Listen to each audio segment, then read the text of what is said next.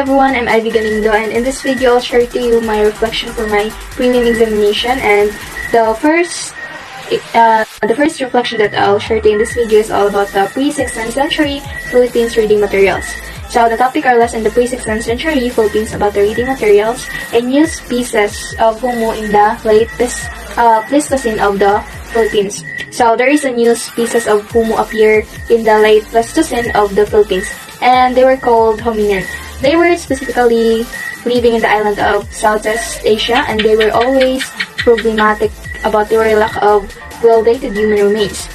In the contribution, the tropical environment of humid of the island Southeast Asia helped the bone ancestor to make an appreciation to their various contribution and action that made our life now easier to make. Furthermore, there is one cave that usually the Homo species were living in, that called Calao Cave. The species of hominin cross water gaps between Sandaland and Walasha to reach northern Luzon by 67,000 years ago. And on the island, they leave many fossils of sample size and shape characteristics of it. And about this situation, guys, this is not present on current life now because they only know bones and only the things that are important to them were left. And thus I feel like sad in the reason that the old species in the past were dead, and in behalf of them they contributed many materials that we people are now using for us to believe. Moreover, the Homo sapiens are the people called wise man. They were significantly thinking like us human, but they perfectly not like us. In a reason, we humans know what to think, what is right or wrong, and the other Homo sapiens are not. And the Homo sapiens are the humans that can think intelligently and have a complex brain used to think anything. They were a clever human. So guys, in this lesson, this significantly help us people know about all the Homo sapiens that were here in the past century in the Philippines. And this can give us better understand what are their doings and actions that they do here in the time that they are still alive.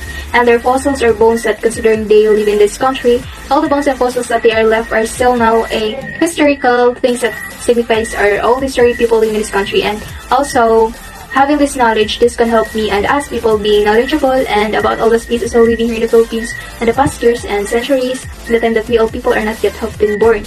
And this can vitally makes our understanding be widened and reliable about all the species in the Philippines. And all those rapid colonization really can help our country, especially our mankind who are living here. It can help to be benefited, developing and changing its life and perspective as well. And it can be helped to have a nice and peacefully country when all of this will be made and do. So guys, and for us newly generation people in 2022 can live nicely and comfortably making developing all the things and mechanism and can use it to help all the people who suffered and problematic in any circumstances, and their lives will be gone and changed with good positive mode that can make people happy and contented. Next is 16th to 18th century Philippines, and the scenarios and situation happened in the 16th to 18th century clarifies that in the past age, the life is not good and peaceful just like similarly now. There are no Spanish who do or try to conquest our homeland Philippines, the homeland where we can dedicate, love and be proud, and where we all live and doing our own acts.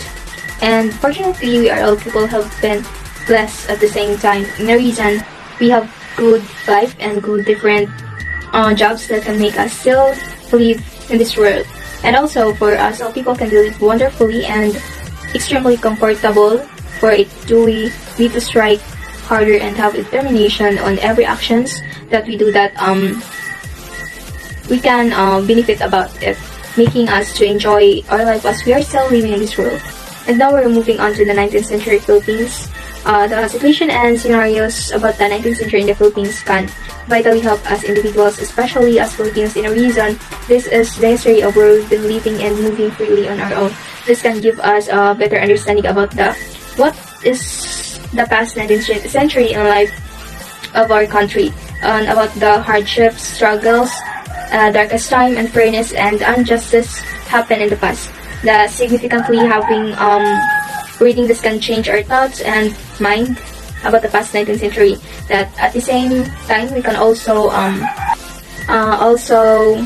share this understanding that people did not yet all of this. Most importantly, it is changed now, and we have our own freedom, right, and other law that speaks us our own individual rights as a human being.